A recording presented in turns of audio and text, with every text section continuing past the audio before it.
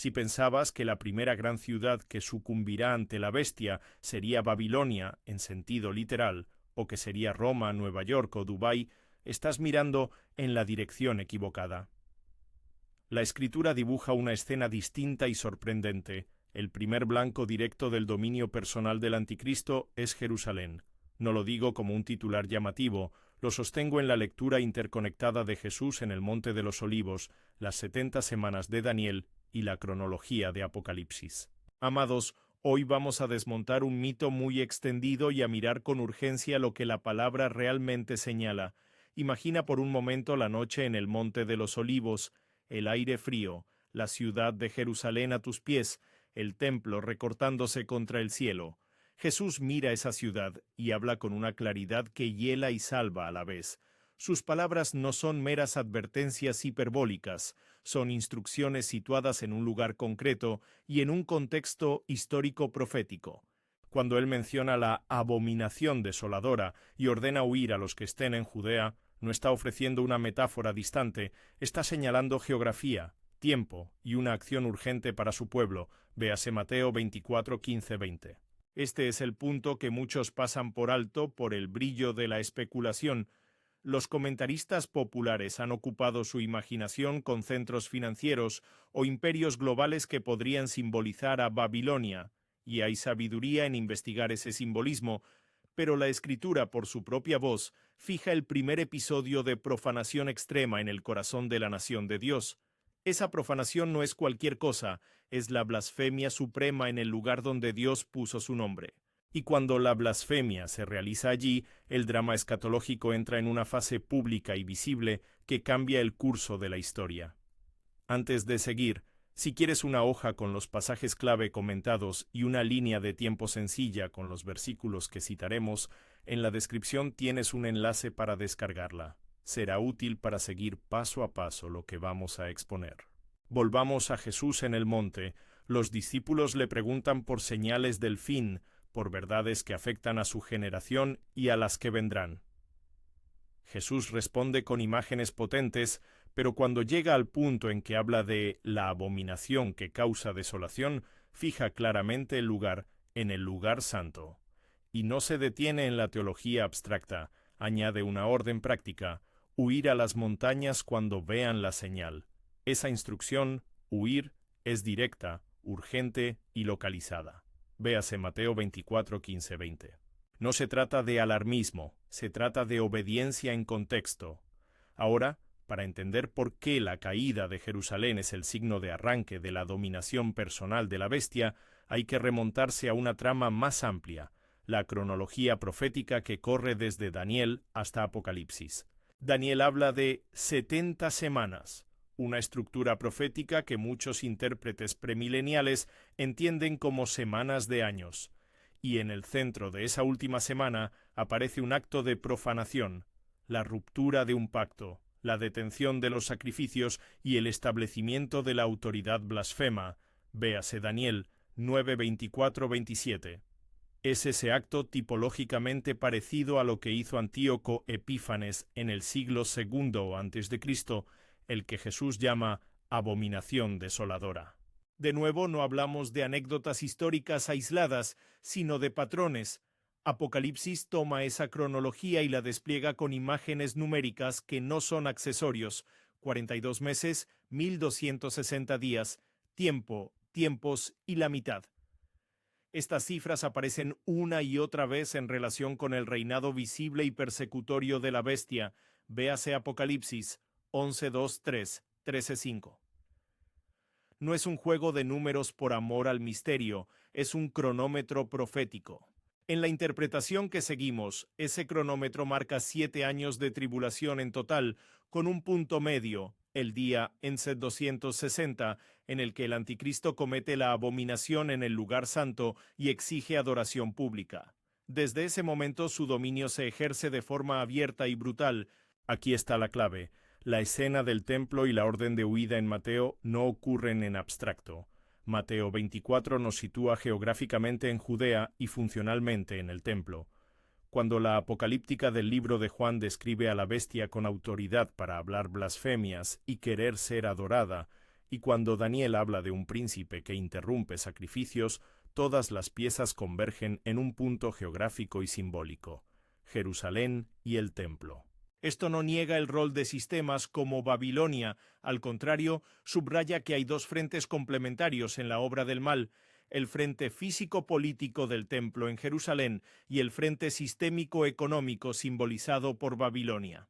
Antes de que parezca que esto es una especulación aislada, consideremos la función narrativa y teológica de estos símbolos. Jerusalén es la ciudad escogida por Dios, el lugar donde se concentró la revelación, la historia de la alianza y la adoración nacional. Atacar y profanar ese centro es atacar la memoria divina e imponer una blasfemia visible. Babilonia, por su parte, representa el poder de seducción, comercio y control que permite que la bestia ejerza su dominio global. Es la maquinaria que paga, seduce y organiza la adhesión masiva. Pero esa maquinaria no necesita caer de inmediato. La bestia la utiliza, la explota, y solo cuando su propósito está cumplido, Dios la derriba. Véase Apocalipsis 17:18. Mirad la lógica. Si la bestia pretende consolidar su autoridad sobre el mundo visible, el primer acto de legitimación personal tiene sentido si se desarrolla en el lugar donde la verdadera legitimidad divina se manifestó con mayor claridad. Sentarse en el templo y reclamar la adoración equivaldría a decir al mundo: aquí estoy, he desplazado la santidad y he impuesto mi nombre. Eso, según la lectura unificada de Mateo, Daniel y Apocalipsis, marca el inicio del periodo en el que la persecución abierta y el control económico se combinan para probar y purgar la fe de los hombres. No es una lectura que busque estigmatizar o politizar, es una exégesis que respeta el texto y lo deja hablar. Debemos además distinguir claramente entre lo literal y lo simbólico. Afirmar que Jerusalén es la primera ciudad en ser sujetada por la bestia no significa equiparar a ningún gobierno moderno con el anticristo, ni señalar con el dedo a pueblos o religiones actuales. Es una interpretación teológica que lee una trama profética y la aplica como advertencia pastoral para la Iglesia. He aquí otra dimensión que muchos han pasado por alto. La narrativa bíblica nos ofrece testigos dentro de esa ciudad que serán puntales del drama. En Apocalipsis aparece la figura de los dos testigos, si aceptamos una lectura histórica gramatical de ese pasaje, que ministran en Jerusalén, son rechazados y su cuerpo yace en las calles de la gran ciudad antes de ser levantados por Dios. Véase Apocalipsis 11. Esa escena no es una nota al pie secundaria. Anuncia que Jerusalén será el escenario principal donde se confrontarán la autoridad de Dios y la blasfemia de la bestia. ¿Por qué poner ahí el conflicto? Porque el choque debe suceder en el lugar donde la memoria litúrgica y teológica del pueblo de Dios es más intensa. La bestia busca usurpar esa memoria y convertirla en instrumento de su propia legitimación. Ahora avancemos con la cronología. Si aceptamos la estructura de las 70 semanas como marco que culmina en una última semana de 7 años, y si situamos en el centro de esa semana un hecho decisivo que paraliza la adoración legítima, entonces la secuencia se despliega así: inicio del período de tribulación.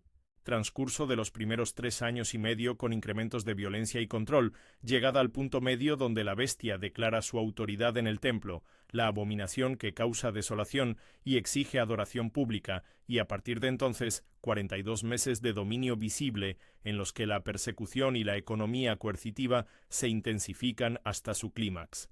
Esta lectura une textos dispersos y explica por qué las cifras reaparecen como eco apocalíptico. Para muchos oyentes, esta estructura ofrece una seria advertencia práctica. Cuando la profanación absoluta ocurra en Jerusalén y la orden de huida sea dada, la respuesta de la Iglesia debe ser de prontitud espiritual y discernimiento. Jesús no dijo: si tienes tiempo, organiza una resistencia armada, ni si te queda dinero, invierte en búnkers. Dijo: huid, en el contexto de Judea, subrayando la urgencia de obedecer la voz que salva. Esa obediencia tiene dimensiones espirituales antes que logísticas: salvación a través de la fidelidad, comunidad que cuida de sus miembros, disposición para dejar seguridades y confiar en la providencia divina. La huida no es un manual de supervivencia física, es una llamada a la vigilancia y a la disposición para perderlo todo por seguir a Cristo. A estas alturas uno puede preguntar, si Jerusalén cae primero, ¿qué ocurre con las otras ciudades? ¿No describe el Apocalipsis la caída de Babilonia de forma espectacular? Sí, y esa es la tensión que sostiene el resto del panorama profético. Babilonia cae, pero cae al final, en un acto de juicio que expone la corrupción sistémica y la seducción de todo un mundo. La bestia, sin embargo, necesita mantener a Babilonia operativa mientras ejerce su gobierno de 42 meses. Es la red que facilita la marca, el comercio y la obediencia universal aparente. En otras palabras, Babilonia no es el primer blanco de la usurpación visible del anticristo, es la maquinaria que permite que su dominio se extienda antes de ser aplastada por el juicio divino en la conclusión del drama, véase Apocalipsis 17-18. Pero volvamos al corazón del conflicto. La razón por la que Jerusalén es objetivo principal no puede explicarse sin comprender su significado teológico. Jerusalén no es solo un lugar en un mapa, es el lugar del nombre, el punto de encuentro de las promesas, la ciudad donde, según la Escritura, la presencia de Dios se manifestó de forma única. Profanar ese centro equivale a un desafío público a la soberanía de Dios. Por eso la bestia actúa ahí, porque la usurpación debe ser visible donde la legitimidad divina fue mayormente expresada. El objetivo no es meramente estratégico, aunque lo sea, es simbólico y teológico, mostrar que el falso rey puede arrebatar la adoración incluso en el santuario. Consideremos además cómo los textos bíblicos usan la memoria histórica para preparar a sus oyentes. Los profetas recordaron revivencias pasadas de profanación. Antíoco Epífanes tomó el templo y estableció un altar pagano. El año 70 de Cristo trajo la destrucción del templo por fuerzas romanas. Estas referencias no son coincidencias literarias, son tipologías que señalan un patrón, la tentación recurrente de prostituir el lugar santo. Daniel recoge esta pauta y la proyecta hacia un futuro donde la profanación será total y orgánica a la religión de la bestia, no un acto aislado.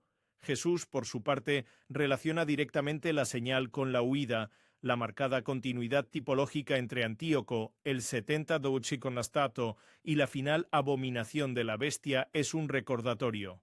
La historia sagrada repite formas porque hay un adversario que ensaya su estrategia a lo largo del tiempo. A medida que avanzamos, surge una pregunta práctica que no debe ser eludida ni respondida con largo sensacionalismo. ¿Qué debe hacer la Iglesia ahora, hoy, en su tiempo? Primero, estar alertas y formados. La exégesis importa. Confusiones doctrinales conducen a falsa seguridad o a pánico inútil. Segundo, fortalecer la vida comunitaria. Una iglesia preparada espiritualmente no es una acumulación de provisiones, sino un cuerpo que ora, que se sostiene, que practica la hospitalidad y el sacrificio mutuo. Tercero, cultivar la fidelidad que resiste al compromiso moral con la bestia, sean las ofertas de comodidad, seguridad o prestigio que inevitablemente vendrán en tiempos de presión. El llamado no es a la paranoia, sino a la sobriedad espiritual. A estas alturas hemos explicado el porqué de Jerusalén como primer blanco y hemos trazado la estructura cronológica que hace que ese hecho sea significativo. La abominación desoladora en el templo marca el punto medio de la última semana y activa los 42 meses de dominación. Hemos puesto en claro la distinción entre la ciudad elegida y el sistema simbólico de Babilonia. Pero todavía faltan piezas esenciales para completar el tablero. ¿Cómo opera la bestia en la ciudad antes, durante y después de la abominación? ¿Cómo se relaciona exactamente la marca de la bestia con el comercio mundial y con la supervivencia material de los hombres? ¿Qué papel específico tienen los dos testigos y cuál es el alcance del martirio que se describe en la Escritura? Todas estas preguntas nos llevan al siguiente tramo del análisis, porque el relato no termina con la caída de Jerusalén. Ahí empieza una escena de persecución, prueba y, finalmente, intervención divina. Antes de adentrarnos en esos asuntos, quiero que sintáis la tensión del relato. Los acontecimientos no son teóricos. Cuando el lugar santo sea profanado, La decisión que cada creyente tome tendrá consecuencias eternas. No hablo de amenazar por el placer de asustar, sino de recordaros que la palabra da señales precisas para preparar el corazón. Jesús no nos dejó en oscuridad, señaló el lugar, dio la orden y en su autoridad amorosa ofreció la salida a quienes la obedecieran. Entraremos ahora en el examen detallado de la mecánica con la que la bestia toma Jerusalén, cómo se presenta ante las autoridades locales, qué estrategias usa para ganar aceptación y cómo se impone la adoración. Investigaremos también las implicaciones espirituales de dejar que un sistema económico seduzca a la Iglesia y cómo la fidelidad se demostrará en la tribulación. Pero antes de seguir, reflexionad con seriedad. La historia no es una curiosidad distante. La trama profética que estamos desentrañando habla de lugares concretos, de decisiones humanas y de la soberanía de Dios que gobierna cada evento. La caída de Jerusalén a manos de la bestia es, en última instancia, un escándalo intencional. La blasfemia pública que intentará callar el nombre para alzarse a sí misma. Y en ese choque la fidelidad será el único testimonio que permanezca. Con esto en mente, nos acercamos al siguiente paso: desmenuzar los textos de Apocalipsis 11, 13 y 17, 18 en su lenguaje apocalíptico para entender la correlación entre la ocupación visible en el templo y la maquinaria de Babilonia. Observaremos cómo el libro de Juan describe la bestia con poder para hablar blasfemias por 42 meses, cómo la bestia exige la adoración y cómo el poder económico extiende su red mediante la imagen de la mujer sentada sobre muchas aguas. Todo eso se vincula con el por qué Jerusalén debe ser tomada primero. La legitimidad visible otorga a la bestia la base para imponer un sistema mundial, pero detendré aquí la exposición para trazar con precisión esos textos en el siguiente bloque, porque sus detalles son densos y requieren atención cuidadosa a las palabras y a las medidas temporales que el apóstol Juan registró. La tensión queda plantada. Jerusalén, el templo, la abominación, la huida, las cifras que miden el tiempo. Lo que sigue es la descripción de cómo la bestia se presenta, cómo la ciudad reacciona y cómo la Iglesia debe posicionarse frente a ese momento decisivo. Antes de continuar, rogad por discernimiento y objetividad al leer los pasajes. Nuestra meta no es el alarmismo, sino la obediencia informada y la esperanza firme en la soberanía de Dios. Entramos ahora en el examen detenido de los pasajes apocalípticos que conectan la ocupación del templo con la maquinaria de Babilonia. Si prestamos atención a las palabras de Juan, Apocalipsis 11, 13, 17, 18, veremos cómo el relato no es un mosaico inconexo, sino una narración concertada. Aparece una ciudad que sufre la profanación visible, aparecen testigos que dan testimonio en medio de la ciudad, aparece una bestia que ejerce dominio por 42 meses y aparece una mujer simbólica que sostiene un sistema económico religioso. Cada una de estas piezas responde a una lógica. La bestia busca legitimidad visible y para obtenerla necesita asentar su autoridad en el lugar donde la adoración fue más pública y significativa. Por eso Jerusalén es el campo de batalla central. Apocalipsis 11 describe dos realidades que deben retenerse con fuerza. Primero, el templo y la medida.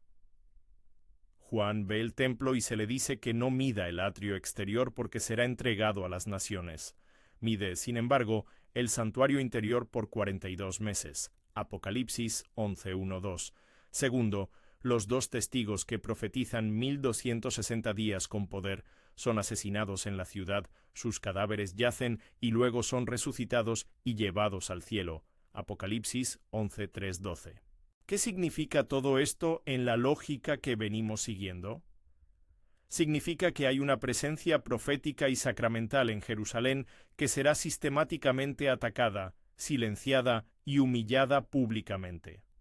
La bestia controla la esfera pública y la vida de la ciudad, mientras que la verdad profética sufre persecución hasta que Dios interviene en poder. La escena de los dos testigos no es un adorno literario, muestra que la ciudad será la capital del conflicto entre la verdad de Dios y la blasfemia del falso poder. A esto se suma la descripción de la bestia en Apocalipsis 13. Tiene autoridad durante 42 meses. Se le permitió actuar 42 meses. Apocalipsis 13:5. Su palabra es blasfemia, exige adoración y persigue a los santos. Esta es la síntesis del control visible. En el templo será proclamado un reclamo de adoración que intenta suplantar al nombre de Dios. Daniel 9:27 ya había predicho la ruptura de un pacto y la desolación del lugar santo. Mateo 24:15-20 había puesto la orden de huida en el contexto judío y en relación con la abominación. Unidos, estos textos dibujan un acto público. El anticristo se presenta en el lugar santo y reclama reconocimiento. Ahí comienza la fase en la que la persecución abierta encuentra el sustento económico y la capacidad de imponer sanciones a la vida cotidiana de hombres y mujeres fieles. La pregunta inmediata que surge es: ¿cómo se coordina ese control visible con la maquinaria de la que habla Apocalipsis 17:18, la Gran Babilonia? Ahí entra la descripción simbólica de la mujer sentada sobre muchas aguas, vestida de lujo, sostenida por mercaderes y reyes. Apocalipsis 17:1-6, 18:3-24. El lenguaje es inequívoco. Babilonia es la ciudad del comercio, la seducción religiosa y la corrupción política. Es el sistema que permite que la bestia prospere. Pero fíjese en la cronología simbólica. La caída pública de Babilonia es posterior al tiempo de dominio pleno de la bestia. En otras palabras, mientras la bestia reclama la adoración en Jerusalén y ejerce dominio visiblemente durante los 42 meses, Babilonia opera como garantía financiera y red de seducción. La bestia no destruye su propia infraestructura antes de tiempo, la explota. Solo cuando su objetivo final está cumplido, Dios permite que esa máquina sea expuesta y derribada en un acto de justicia pública. ¿Qué implicaciones prácticas tiene esto para entender el mercado y el comercio global del que habla Apocalipsis 13?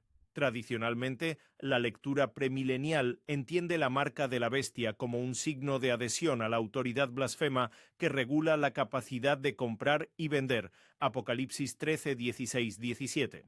Esta lectura no necesita necesariamente una tecnología predictiva ni un sistema concreto. Lo esencial es la función. El mercado, sea simbólico, económico o práctico, crea una línea de demarcación en la sociedad entre los que colaboran con el sistema coercitivo y los que se resisten por fidelidad a Dios. Para el creyente, la tentación será multifacética: la oferta de seguridad, bienestar, reconocimiento o simplemente la supervivencia material. La lectura unificada de Daniel, Mateo y Apocalipsis advierte que la presión no será solo física, sino moral. Se exigirá una lealtad de adoración. Pero repitamos con claridad pastoral: cuando hablamos de marca y control del comercio, no estamos especulando sobre formas tecnológicas específicas ni proponiendo un manual de evasión logística. Presentamos una interpretación teológica que observa la función del sistema en la narrativa bíblica. Distinguiremos entre la estructura simbólica, Babilonia, la legitimidad pública, Jerusalén, templo, y la maquinaria económica, comercio que exige la marca. Este esquema nos permite comprender por qué la bestia se demora en destruir Babilonia y por qué el objetivo inicial es Jerusalén. Avancemos ahora a la cuestión de cómo la bestia toma Jerusalén. El texto bíblico no da un reportaje minuto a minuto, nos entrega imágenes y símbolos, y de esas piezas debemos inferir la estrategia. Vemos una mezcla de medios: engagement político, seducción religiosa, violencia abierta y un uso hábil de la propaganda para crear consenso. La bestia se presenta como libertador, pacificador y restaurador. Ofrece soluciones a crisis, propone un nuevo pacto y promueve una forma de religiosidad que unifica bajo su nombre. En Jerusalén, que posee una carga simbólica enorme, el falso rey hará un acto público: imposición de culto en el lugar santo, anulación de prácticas legítimas y una exigencia de adoración que busca suplantar el culto auténtico a Dios. ¿Cómo reaccionará la ciudad? Habrá de todo. Algunos aceptarán por convicción o interés, otros cederán por miedo, unos pocos resistirán. La escena profética del Evangelio y de Apocalipsis nos deja ver esa polaridad. Habrá testimonio fiel, los dos testigos, comunidades fieles. Habrá apostasía visible, quienes se unen a la bestia, y habrá persecución sangrienta. Los dos testigos desempeñan una función pedagógica en esa narrativa, son voz profética que denuncia, llaman al arrepentimiento y anuncian juicio. Son silenciados y asesinados, y su humillación pública demuestra la aparente victoria del mal. Pero la resurrección de los testigos y la venida gloriosa del Señor demostrarán lo contrario. La soberanía divina no es vencida por la blasfemia humana. En términos prácticos, para la Iglesia de hoy, esta descripción exige varias respuestas equilibradas. No se trata de construir una agenda de conspiración ni de fomentar pánico apocalíptico. Se trata de preparar el carácter y la comunidad. He aquí algunas dimensiones concretas que subrayo con fuerza pastoral. 1. Formación bíblica y doctrinal.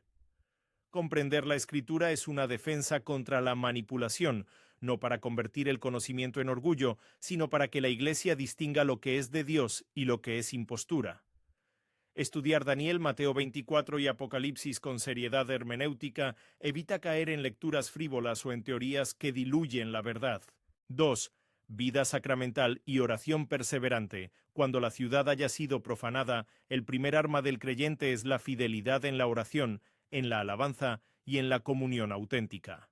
La resistencia espiritual precede y sostiene la resistencia moral. No prometemos rescates físicos, pero sí afirmamos que la gracia sostiene. 3. Comunidad organizada en amor. Fortalecer las redes locales de apoyo. La Iglesia que practica la hospitalidad y la ayuda mutua será capaz de proteger y sostener a muchos en tiempos de pruebas. No se trata de esconder bienes o preparar arsenales, sino de construir relaciones que permitan compartir lo esencial cuando venga la necesidad. 4. Discerna y resiste las ofertas de la bestia. Cuando el sistema ofrezca seguridad a costa de la fidelidad, la gran tentación será vender el testimonio por alivio temporal.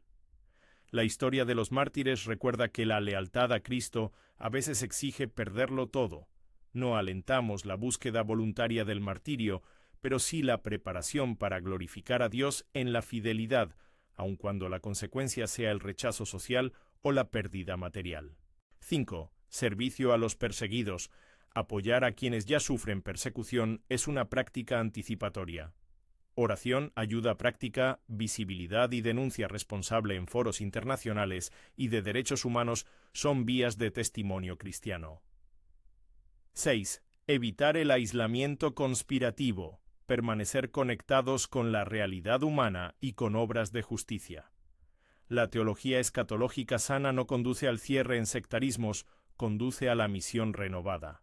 Frente a todo esto, la tentación moderna es reducir la profecía a un expediente técnico. Si ocurre tal cosa, haz esto. La Escritura, por contraste, ofrece una enseñanza pastoral que prioriza la conversión de los corazones y la fidelidad de la comunidad. Jesús no ordenó a sus discípulos que se convirtieran en estrategas militares, les mandó estar vigilantes, prepararse y huir cuando la orden fuera dada. Mateo 24, 15, 20. La huida entonces debe entenderse primero como huida de la complicidad, huida de la facilidad de vender la conciencia, huida del confort que anestesia la vigilancia espiritual. Volvamos brevemente y con precisión a los dos testigos y su simbolismo práctico. Si aceptamos que son figuras literales o tipológicas, no cambia la lección. La Iglesia debe esperar ser testigo público aún en contexto hostil. Los testigos profetizan durante 1260 días. Su ministerio tiene poder sobrenatural, sin embargo, son vulnerables. Son asesinados en la ciudad. La escena subraya algo esencial. La verdad no siempre triunfa primero, a menudo queda postrada públicamente. Pero la resurrección y la ascensión de los testigos señalan el juicio invertido. El destino final de la bestia y de sus secuaces está sellado. Esa tensión es el grito pastoral.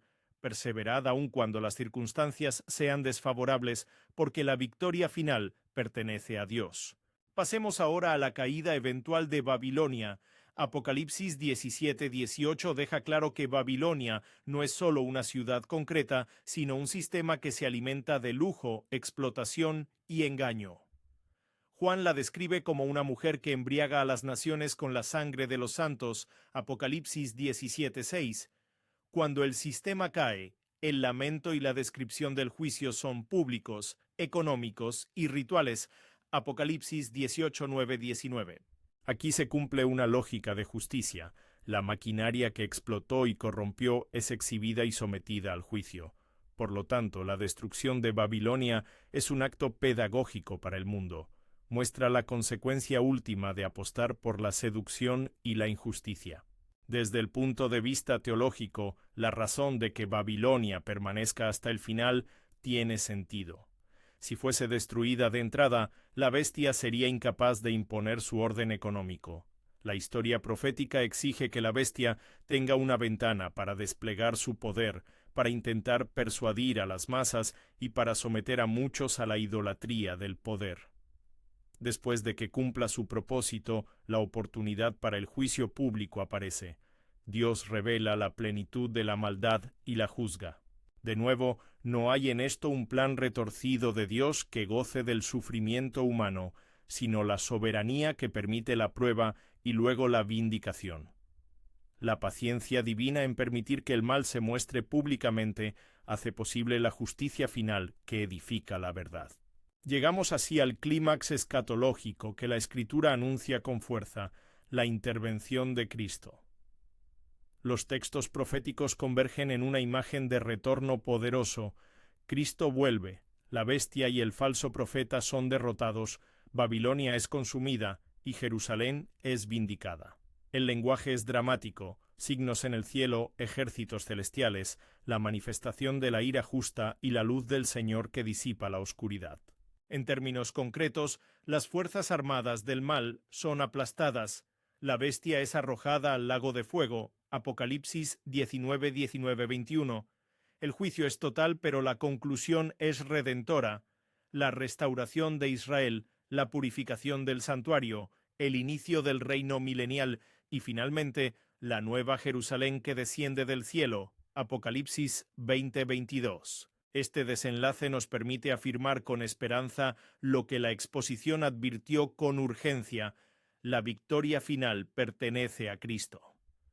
Lo que fue momento de profanación será transformado en gloria. Jerusalén, que fue escenario de la blasfemia suprema, será ahora centro de restauración. La tensión histórica de la profanación y la redención no se cancelan, se transfiguran en la consagración definitiva. La imagen que Juan ofrece de la nueva Jerusalén es la de una ciudad iluminada por la gloria de Dios, sin necesidad de templo porque Dios y el Cordero son su templo. Apocalipsis 21, 22, 23. La inversión es completa. Aquello que la bestia intentó usurpar se entrega eternamente al Señor. Desde la perspectiva pastoral, esta esperanza transforma la manera de vivir hoy.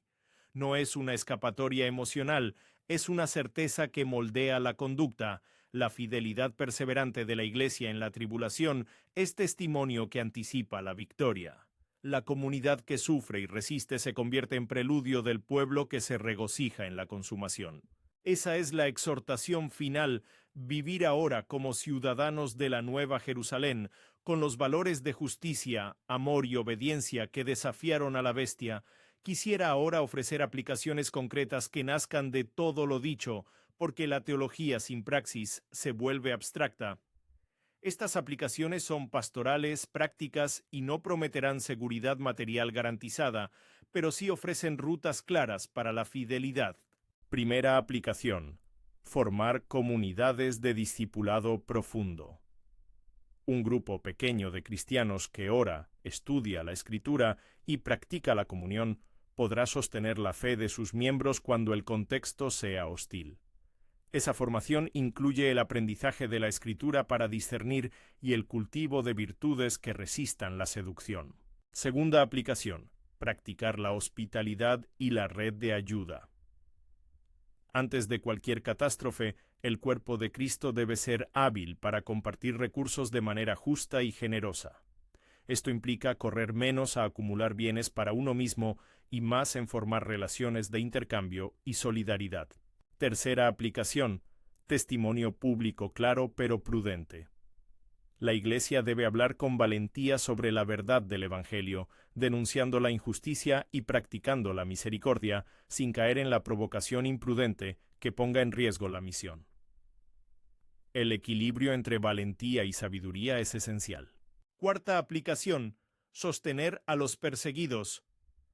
Orar y apoyar económicamente a las iglesias y creyentes que ya sufren persecución es una forma de traducir la teología escatológica en compasión activa. Además, denunciar violaciones de derechos humanos y buscar canales legales e institucionales protegidos es parte del deber ético. Quinta aplicación: no buscar signos para manipular la fe. Hay una diferencia entre estar atento a las señales y convertir la escatología en un deporte de predicciones. La palabra enseña a mirar con sabiduría, no a vivir en una caza constante de fechas y nombres. Sexta aplicación: cultivar la adoración auténtica.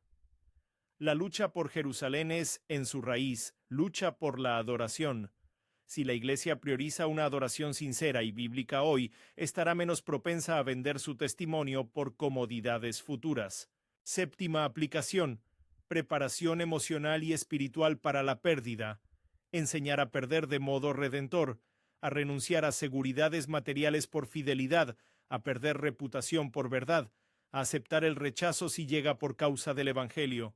Esto no es un llamado a buscar la muerte, sino a valorar lo eterno por encima de lo temporal.